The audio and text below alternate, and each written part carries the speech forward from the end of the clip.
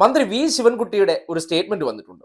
ഈ മാപ്രകളുടെ വായടപ്പിച്ചു കൊടുത്ത ഒരു മറുപടിയാണെന്ന് പറയേണ്ടി വരികയാണ്. ഇപ്പോ CPM CPI തർക്കമാണല്ലോ, അത് വിദ്യാഭ്യാസ വകുപ്പുമായി ബന്ധപ്പെട്ട് PM ശ്രീ പദ്ധതിയുമായി ബന്ധപ്പെട്ട് അങ്ങോട്ടും ഇങ്ങോട്ടും ഉണ്ടായ ഒരു അഭിപ്രായ വ്യത്യാസം, അതിനെ മാക്സിമം കത്തിക്കുക, അതിനെ കത്തിച്ച് ചിലർക്ക് വേണ്ടി അനുകൂലമാക്കി കൊടുക്കുക. അതിനെയാണല്ലോ നമ്മുടെ നാട്ടിൽ ഇന്ന് മാധ്യമ പ്രവർത്തനം എന്ന് പറഞ്ഞാൽ ഒരുതരം പരദൂഷണം പോലെയാണ്. അതായത് ഒരാളുടെ വായിൽ കൊണ്ടുവന്ന് ഒരു കോല് വെച്ചതിന് ശേഷം PM ശ്രീ പദ്ധതിയെ പറ്റി CPM-ന്റെ നിലപാട് എന്താണ്, അപ്പോൾ അയാൾ ഒരു അഭിപ്രായം പറയുന്നു, ഉടനടി ആ മൈക്ക് കൊണ്ടുവന്ന് അടുത്ത ഇന്ന ആൾ ഇത് പറഞ്ഞത് നിങ്ങൾ കേട്ടോ, ഇതിലെന്താണ് അഭിപ്രായം? പരസ്പരം അങ്ങോട്ടും ഇങ്ങോട്ടും കലഹങ്ങൾ ഉണ്ടാക്കുക, അല്ലെങ്കിൽ അങ്ങോട്ടും ഇങ്ങോട്ടും ആ വിഷയത്തെ കത്തിക്കുക എന്നുള്ളതാണ് ഇന്നത്തെ കാലഘട്ടത്തിലെ ഈ പരദൂഷണ മാധ്യമ പ്രവർത്തനത്തിന്റെ രീതി. അതുമായി ബന്ധപ്പെട്ടാണ് ഇന്നിപ്പോ CPM CPI വിഷയത്തിൽ മന്ത്രിസഭാ യോഗത്തിൽ നിന്ന് ഇതാ വിട്ടുനിൽക്കാൻ പോകുന്നേ CPI കടുപ്പിച്ചു. എങ്ങനെ? മറ്റേ നട്ടും ബോൾട്ടും വെച്ചത് എങ്ങനെ കടുപ്പിച്ച് നിർത്തിയിരിക്കുകയാണ്.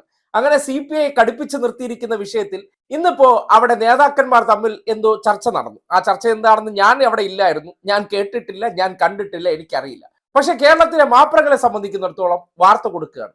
CPIക്ക് മുന്നിൽ ഒടുവിൽ CPM മുട്ടുമടക്കി, അയഞ്ഞു എന്ന രീതിയിലൊക്കെ പറയുന്നതെന്ന് പറഞ്ഞാൽ എങ്ങനെ? CPM-ലുള്ളവർക്ക് ഒരു നാണക്കേട് പോലെ ഫീൽ ചെയ്യണം, എന്നിട്ട് അതിനെതിരെ അവർ പ്രകോപനം കൊണ്ട് പ്രതികരിക്കണം. അപ്പോഴാണല്ലോ ഈ നമ്മുടെ നാട്ടിൽ പറയില്ലേ, ഈ മൂപ്പിക്കുക എന്ന് പറയും. അതായത് രണ്ടുപേർ അടി കൂടുമ്പോൾ ഈ നടുക്കിരുന്ന് ഈ നഖം ഇങ്ങനെ ഉരച്ചുരച്ചു കൊടുത്ത് മൂപ്പിക്കുന്ന ഒരു പരിപാടി ഉണ്ടല്ലോ.